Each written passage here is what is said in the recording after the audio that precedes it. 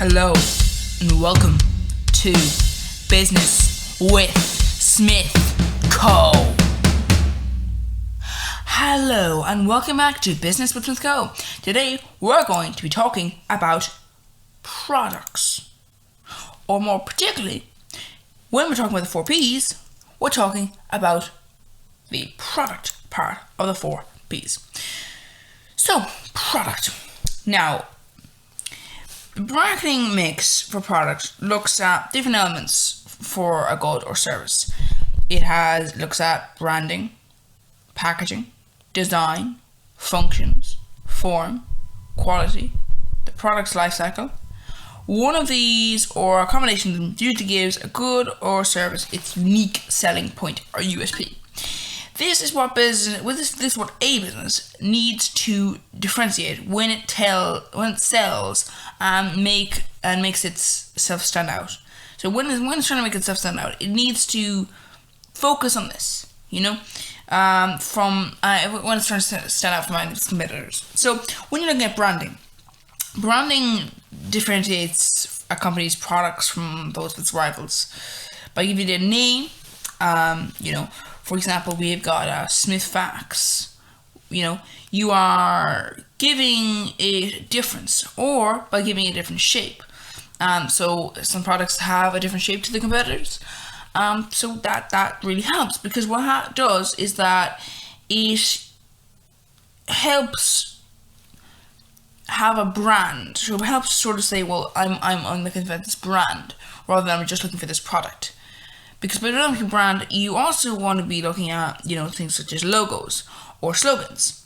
Because by doing this, what you're doing is you're saying, well, this symbol or this product name or this design or this slogan, this particular thing is the product I want. And that means if you're asking for that, you're asking for a particular item from a business. You're not saying, oh, I'd like this product. You're saying, I'd like this product from this business. By giving it a name, businesses are able to do that. And that means that customers will be able to do that instead of just saying, oh, just anyone. And if they're able to build up a brand name, then they will be able to do that in a better way. And that is one of the things because that does benefit it benefits for a business in developing a strong brand name, because it helps differentiate the product from its rivals. You're looking at, it's not only that it's your customer's able to say, oh, I want this particular product, but that it's able to say, well, no, I don't want the other one, because I want the specific one. And that means that a business is able to more likely to buy a brand if they trust it. Now, the opportunity to promote a brand is a real benefit there, because if you're advertising and you're a business and you have the best branding, so what you're doing is you're promoting the product. If you're a car company and you just say, oh yes, you'll be able to get from A to B very quickly, and if it's an electric car company, you're say, well, you're able to have 0 carbon emissions from this car, if your energy is green. That's the type of thing we're talking about, that you're not actually advertising your product there. You're advertising your product, but you're not advertising your brand. So all your competitors can latch onto that and go, well, yeah, we're providing the same service. So with this, you're able to advertise your particular brand, not just the product that you're selling. Now, this means that, it also means that you can actually advertise just the brand. Just say, we produce quality items, and then give a little spiel about how good your quality is and all that sort of stuff. And then that means you are able to use one advertisement to advertise multiple products, and people may not be bored. And this means it saves a load of money by reducing costs from advertising. And one of the, of course, things that the brand might remind consumers that the product that the business sells doesn't just end with the product they're interested in. And that means that for example, you might be looking, you might really like some of our business short videos, but they go, oh, actually they've got Smith Fax as well. And that's the thing, you've got that sort of thing where it's like, this company also has other products, which the consumer might not actually want directly, might not be seeking out for, but they might view them and go, yeah, I'll get that. It also means that now and again businesses can come out and they can command higher prices because a consumer is more willing to pay for a brand they know than they are for one that they just, that just makes the stuff.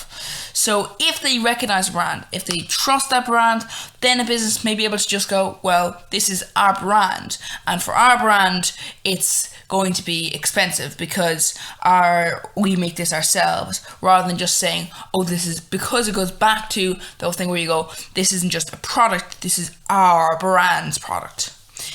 You also get customer loyalty because customers may stay loyal to the brand over a very long period of time. Because if a business releases new products in its range aimed at different groups, then if someone starts to shift into a new group, for example, if they're changing their age or whatever the case may be, if they geographically, if they're changing location, if you've got multiple products that are aimed at these different locations, then a person might be going, well, I've no use for that product anymore that they're selling, but I do have a use for this product that they're selling. And that means that oftentimes businesses will be able to keep that person loyal and buying their goods.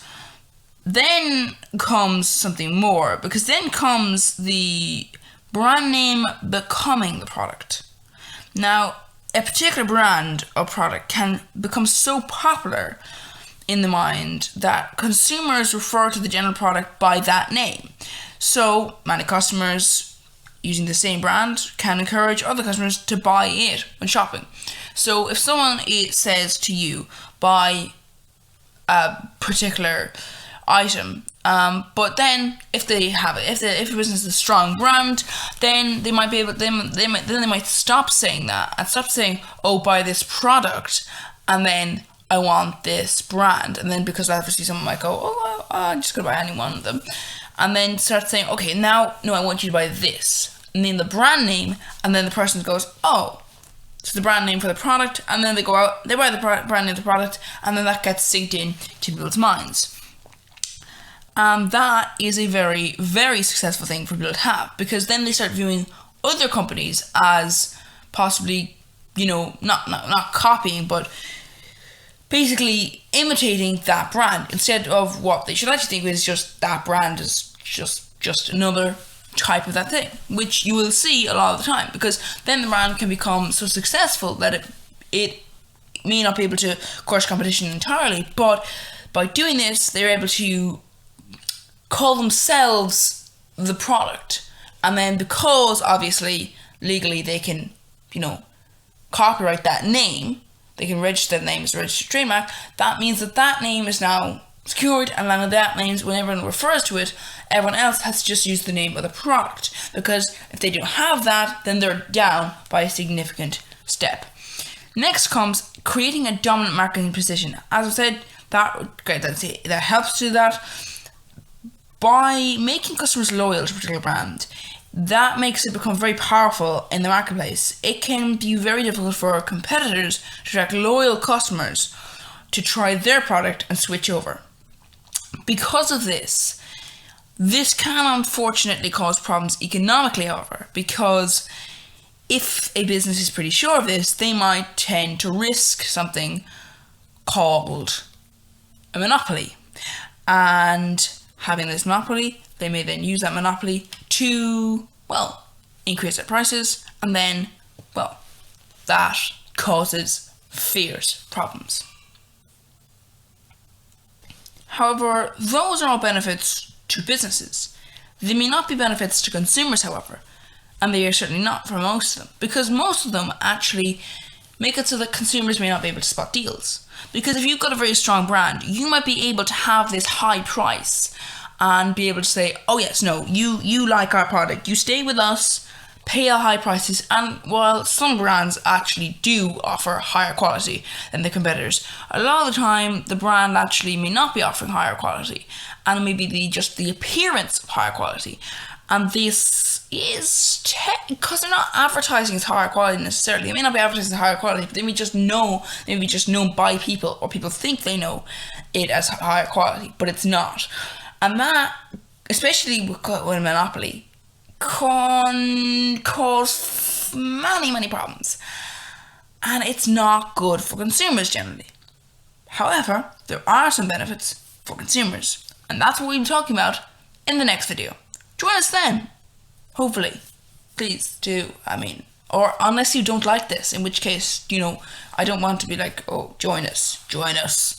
That's not good. But if you want to, you can subscribe to the channel or view other videos. If you didn't like this one, doesn't mean you won't like the other ones. Anyway, see you then. Or maybe not, I don't know.